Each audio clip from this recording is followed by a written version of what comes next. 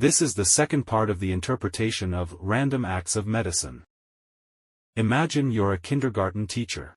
Your students are all 5-year-olds who will enter elementary school next year. Not long after the school starts, you notice 2 kids in your class, Bob and John, who are a bit different from the others. They can't seem to sit still, always fidgeting, even leaving their seats during class. They often speak without raising their hands and sometimes interrupt the teacher. Tasks are challenging for them, and they struggle to concentrate. So, you invite the parents of these 2 students to school and suggest that, based on your observations, Bob and John might have ADHD. You recommend intervention. Otherwise, their future in elementary school might be difficult. The parents, concerned, promptly take their children for an examination, and indeed, ADHD is diagnosed. The doctor prescribes medication, and Bob and John start taking it every day. The medication has side effects like appetite suppression and sleep disturbances, but the parents consider it a worthwhile trade-off.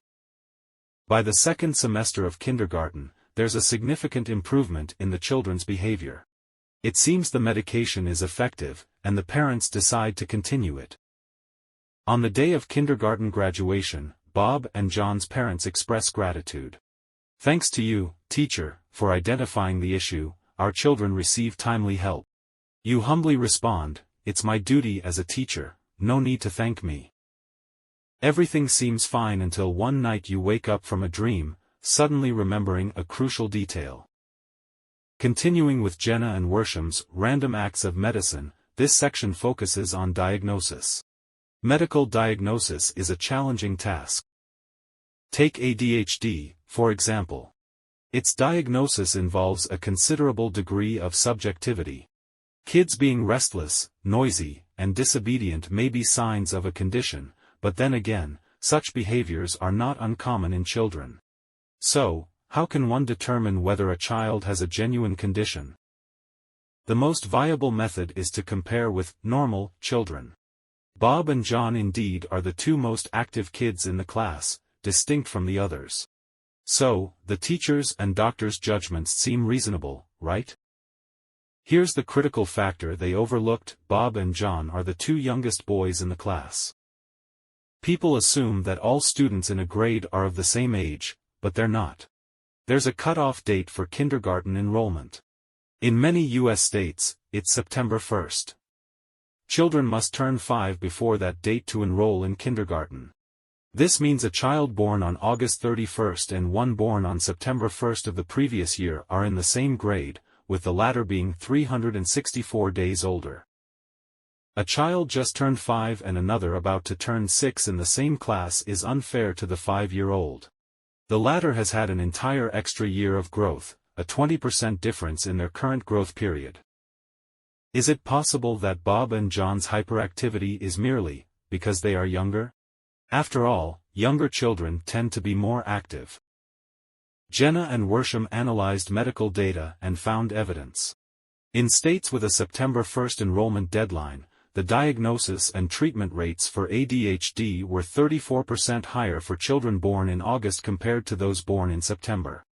The former received 120 more days of medication on average. In states with different enrollment deadlines, like August 1st or October 1st, there was no significant difference in ADHD diagnosis rates between August and September-born children. In essence, a child born in August might be diagnosed with ADHD simply due to their birth month. So, why did Bob and John's symptoms improve with medication? Because they were growing older. Younger children are naturally more active, and as they age, these differences become less noticeable. Another factor is that the incidence of ADHD in boys is more than twice that in girls. An active girl might be overlooked, and given some time, her hyperactivity might naturally decrease. In contrast, an active boy attracts strong attention from teachers. A boy, just because he was born in August, ends up taking medication for an extended period. Isn't that alarming? Several studies indicate that being born close to the school enrollment cutoff date is a particularly unfavorable factor.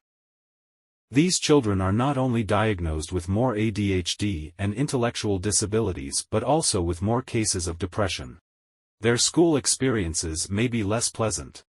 They have higher suicide rates, are more likely to become pregnant as teenagers, have a higher likelihood of becoming problematic students, lower standardized test scores, are more likely to attend remedial classes to catch up, less likely to be top students, less likely to opt for challenging courses, and more likely to fail to graduate high school on time. So, if your child happens to be born close to the enrollment cutoff, making them the youngest in the class, my advice is to delay their school entry by a year. Few people do this, and there's not enough data to strongly support the benefits, but I believe it's a reasonable suggestion.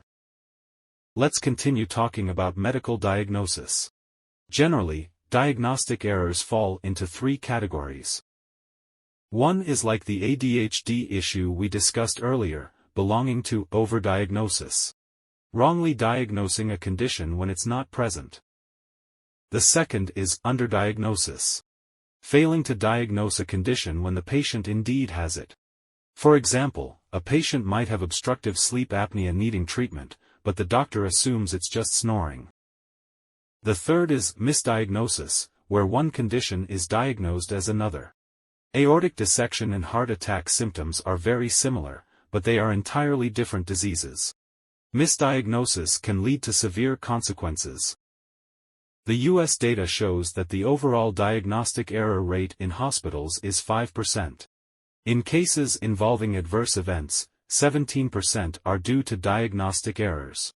Among cases where patients die, 10% result from diagnostic errors. This means that most people will encounter diagnostic errors in their lives. These are life and death judgments. Why do diagnostic errors occur? It's not because doctors aren't diligent. It's because diagnosis itself is challenging. Even with all advanced technologies, such as blood tests and CT scans, doctors sometimes find it difficult to make accurate judgments. The key is that the same disease can manifest in different symptoms, and similar symptoms can correspond to different diseases. For instance, heart disease typically presents as oppressive pain below the sternum, accompanied by sweating and shortness of breath. However, it can also manifest as heartburn, indigestion, neck pain, and arm pain. If a patient complains of arm pain, it takes an experienced doctor to consider heart disease. Medical diagnosis is essentially pattern recognition by neural networks. But you can't possibly have encountered all symptoms. Your neural network training is perpetually insufficient. Some tacit knowledge can't be explicitly written down for learning, so doctors have to rely on both reasoning and intuition, influenced by cognitive biases. The earlier ADHD diagnosis error we discussed is an example of representativeness heuristic. Due to a lack of objective standards for symptom judgment, you compare the diagnostic subject with normal children, yet what defines normal? Children in the class can differ by up to 20% in age, and even two people born on the same day can be vastly different. Forcing a definition of normal can easily lead to diagnostic errors. Another common cognitive bias among doctors is the availability heuristic. Interestingly, Jena and Worsham's book used the example of pulmonary embolism, which we mentioned earlier. An emergency room doctor, having recently dealt with a patient with pulmonary embolism, is more likely to request pulmonary embolism tests for the next few days just because the recent case provided a strong reminder. Doctors are human too. How can these biases be overcome? In Daniel Kahneman's book Noise, I previously mentioned that the most crucial method is to emphasize decision hygiene, procedural justice, and focus on the diagnostic process rather than just the outcome. On the other hand, if doctors are aware of the various biases they might have in advance, understanding the potential diagnostic errors in similar cases, it can be very helpful. The simplest approach is a feedback mechanism. If an elderly patient visits you in the emergency room, and you, after examination, find nothing significant, and send them home. A week later, the patient dies. Shouldn't you, as the attending physician, look into this? For instance, cross-reference the cause of death with the initial diagnosis to see if there was a misdiagnosis? Unfortunately, in many cases, physicians don't receive such reports. A doctor's interaction with a patient ends when the treatment is complete, with no subsequent feedback. Consequently, a doctor's diagnostic skills find it challenging to progress. Researchers conducted an experiment to see if doctors would change their behavior if they received feedback. Emergency room doctors, when encountering patients in severe pain, often prescribe painkillers. Opioids have a more pronounced effect, but long-term use can lead to addiction, and in some cases, overdose and death. Doctors prescribe these medications with good intentions, but they often don't know the long-term impact on the patient. After taking opioids, the patient feels relieved, believing the drug is highly effective. So, the next time they experience pain, they ask the doctor for the same opioid. If not controlled, the patient might start seeking the drug themselves, possibly leading to addiction. In the experiment, 861 doctors in San Diego were randomly divided into two groups. For one group, if one of your patients dies due to a drug overdose, a coroner will send you a letter informing you of the situation, and it's up to you whether or not to reflect on it. The control group, on the other hand, continued with business as usual, where patients were seen, and their outcomes were of no consequence thereafter. The results showed that doctors who received feedback reduced their prescription of opioid drugs by 9.7%. Their likelihood of prescribing opioids to new patients also decreased.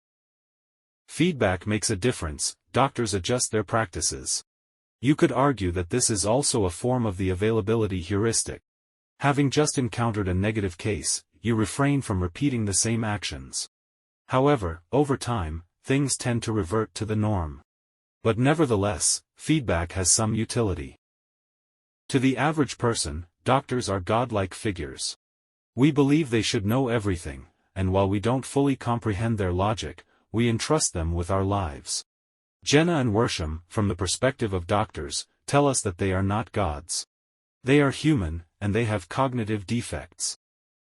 This is a challenging fact to accept.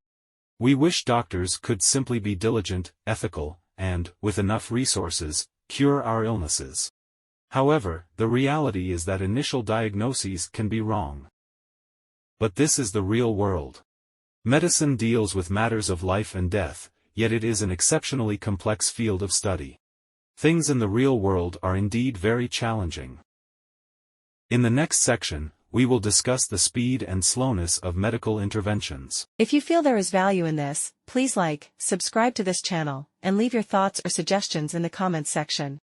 Let's grow together and read more good books.